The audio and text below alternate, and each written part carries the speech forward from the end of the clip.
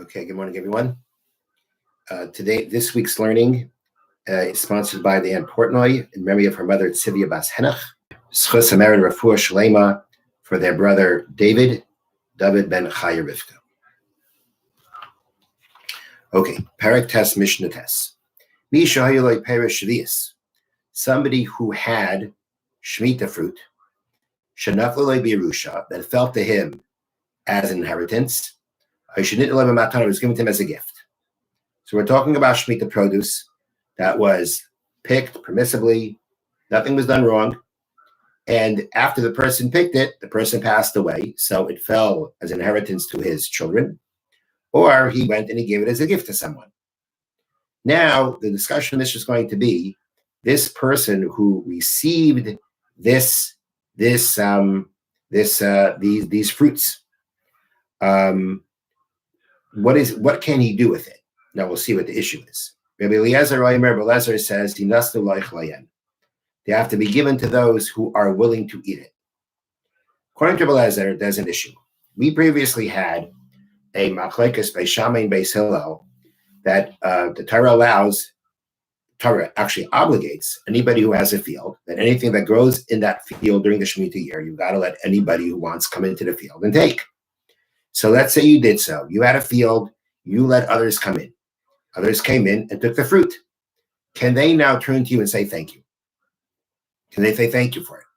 There was a machlekes by Shammai and Beis Hillel. By Shammai say that when you eat Shemitah produce, you're not supposed to be machzik. You're not supposed to show gratitude to the person you got it from.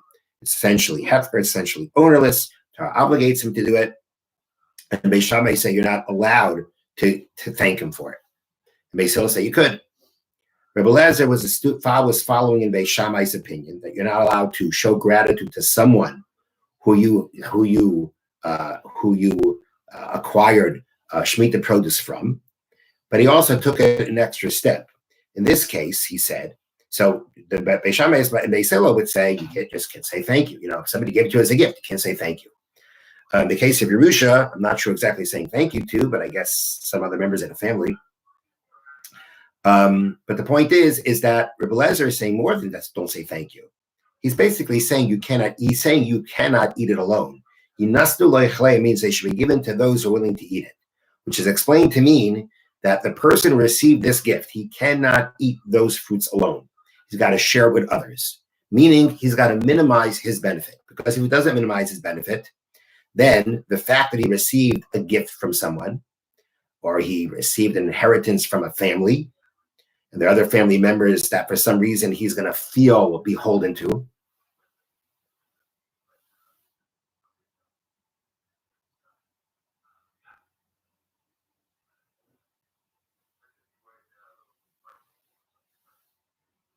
Okay. He's going to feel beholden to these people, and he's going to thank them. And Rebbe Eliezer didn't want that to happen. He didn't want them. He holds an allowed to thank you. You're not allowed to thank the person that you got the Shemitah fruit from, and we want to make sure that you don't do it. And therefore, according to Rebbe Eliezer, you may not eat it all alone. You may not have the full benefit from these things. You have to go ahead and share it with someone. And by minimizing your direct benefit from it, that would be enough to take away the possibility that you're going to feel this obligation, that you're going to go ahead and thank the person for it. Now, the Chachamim say, you can't have the sinner gain. I'm just going to translate the words right now. Rather, these fruits that you received, they should be sold to those who will eat them. And the money will now be divided amongst everyone. So the Chachamim is saying like this. You, Rebbe Eliezer, you have this problem about not showing gratitude to someone who gave you Shemitah produce. And because of that, you're saying, okay, to make sure that he doesn't say thank you, you cannot have full benefit from it.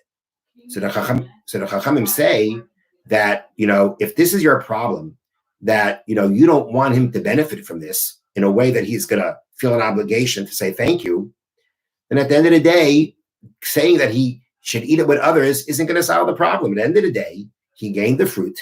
He's eating from this produce. He's sharing it with others and, enjoying himself with others, and others feel happy that he's doing it for them. That's a benefit for him too. At the end of the day, you're not accomplishing anything. If you feel that there is this problem of making sure that doesn't say thank you for the fruits that he got as the gift, so then say, well, you have to share with others isn't enough. We really have to do something to take away all the benefit that he has from this. And what do we do? So the wording of the Mishnah is a little problematic, but at the end of the day, Bartanura learns that when it says they should be sold to those who will eat them, it basically means that you may not partake of these fruits. You, the recipient of this Shemitah produce, you may not eat those fruits as is. Rather, what you have to do is you have to basically, the word is you sell them. Sell them means basically you sell it to yourself. You really redeem it. You've got to take the value of these fruits and give it away to others. That's what it means. And their value will be divided amongst everyone. You can't benefit from them. You have to basically redeem them. You have to take their value, and that money has to now be just distributed to other people. So at the end of the day, you didn't gain from these fruits. Once you didn't gain anything from these fruits, then okay, then we say you're not going to thank the person for it anymore because he had no gain from it, and therefore there won't be any problems. So that is what the Chachamim are saying. The Chachamim are saying that you're not accomplishing it, and you're not accomplishing enough. By just, if you're concerned that this person is going to say thank you, then just saying, well, he can't eat it alone isn't enough.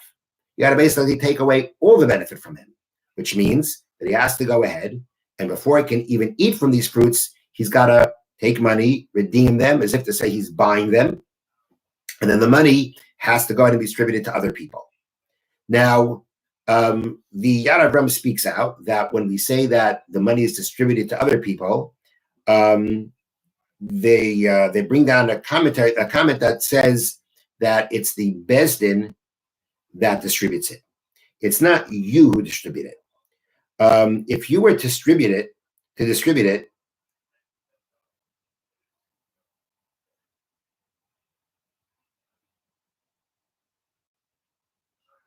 right? If you would be the one who's going to go ahead and be distributing the money to other people, then it comes out that they're going to show gratitude to you for this money that was in place of the Shemitah fruit, and that would also be a problem. Not clear exactly what that means, but that's what they bring down from Shnei Salio. For you to go ahead and do it, they're going to show gratitude to you. And I guess that doesn't fit. We're trying to avoid any kind of gratitude when it comes to anything that has to do with Shemitah. And therefore, you really give the money to the Beis Din, the local Beis Din, to go out and distribute it. You could have done the same thing with the fruit theoretically, but it's harder for them to have to deal with the fruit and distribute the fruit. Money is easier to distribute. And at the end of the day, when they go out and they distribute it because they just got this money distributing it, there won't be that same feeling of gratitude from the recipients to respond to it. Another very important thing to know about this part of the Mishnah, as the Bartanura speaks out, is that really the Chachamim don't agree with Rebbe Lezer at all. The Chachamim paskin like Beis Hillel. There's nothing wrong with showing gratitude when you receive Shemitah produce. Their response to Rebbe Lezer was, as we say, Rebbe Lezer l'shitasei. Rebbe Lezer, according to his opinion. The Chachamim responding to Rebbe Lezer according to what he holds. If you hold there's a problem of showing gratitude for when you receive Shemitah produce, then what you're doing is not enough. You should be doing more. Personally, they hold there's no problem here whatsoever. There's no problem with showing gratitude for Shemitah produce, and therefore, if you receive a gift or inheritance of Shemitah produce, there's no issues at all. And that's the halacha. Okay, last part of the Mishnah. Somebody eats from a dough made from Shemitah produce, Shemitah wheat. Before challah was separated from it, chayav misa. He is liable to divinely imposed death. Misa v'dei shemayim. Misa at the hands of heaven. Now, background. We know that from the new produce that comes, we have to separate truma for the kohen. You have to take truma for the kohen. If you have grain, that obligation of separating truma took effect on this grain.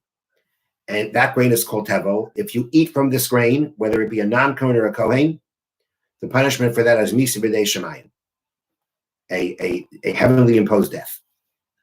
Now, We also have a halacha that when you make a dough, that there is challah, there's a separation of the dough that's going to the kohen called challah. Nowadays, we don't give it to the kohen, we burn it. But you have to separate the challah from the dough. And before you separate the challah from the dough, you're not allowed to eat from it. And if you were to eat from it intentionally, you could be liable to Misa B'nei Shemayim, to death by heavenly decree. So here, the Mishnah is telling us that if you made a dough from Shemitah produce, you should know, make sure you know that if you didn't separate challah from it, and you eat from that dough before you take challah from it, Chayim Misa, you can be liable to a punishment by death by heavenly decree. Because the point of the Mishnah is that challah is applicable during Shemitah. Truma and Meiser, what we separate for the kohen and give to the Leviim, doesn't apply during the Shemitah year. And that's because the rule is that any kind of grain that was made hefker, ownerless, and now you, when you acquire that grain from hefker, from the state of owner of being ownerless, you don't separate shemus and meisus from it. Right? It could have been grain that you're talking about grain that was, let's say, harvested. It wasn't nothing. It was just harvested on the ground. It was left on the ground ownerless, and you go ahead and you take it. You don't have to go ahead and separate shemus and meisus from it. Shemitah produce is hefker, it's ownerless.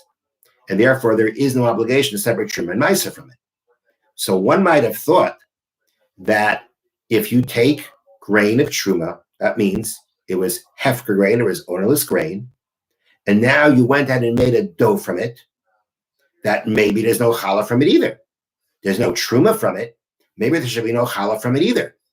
So the Mishnah tells us, and this is based on derivation from the words of the Torah, that when it comes to challah, a dough that was made from truma produce does have an obligation to separate challah from it, even during the Shemitah year.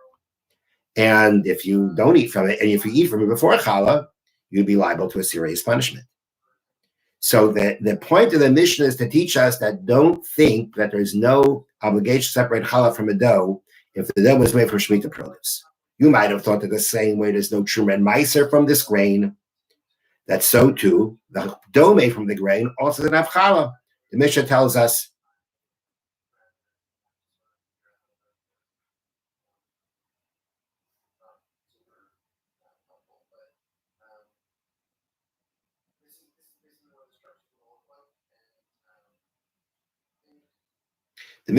that it does. My stopping is because it says the connection is unstable. Please wait. So I'm trying to wait. Make sure that, things don't get messed up. And hopefully this problem with our internet will be solved soon. Okay, now to Sefer HaMitzvot.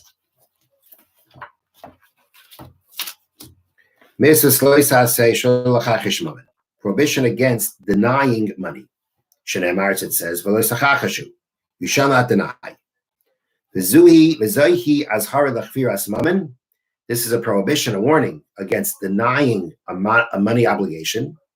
When we're dealing with a claim of the value of pruta and above. As we said, pruta is the smallest value that the Torah reckons with. And so this prohibition is only going to apply when it's a pruta and up. This includes any type of denying of monetary obligation, meaning bein pikadon, whether we're talking about a pikadon. Pikadon means I left something by you for safekeeping, and now I come to take it back, and you say, no, you never gave it to me. You never gave me such a thing, or you say I gave it back.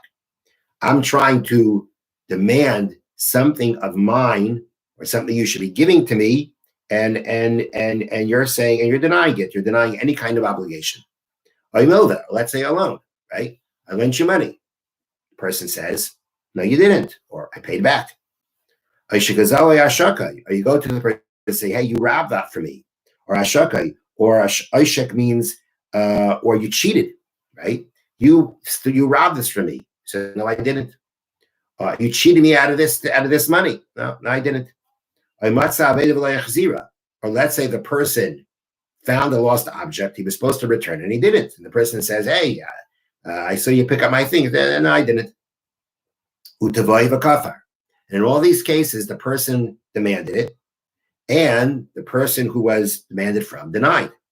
And it's not true. You have chashu, do not deny, and if you do so,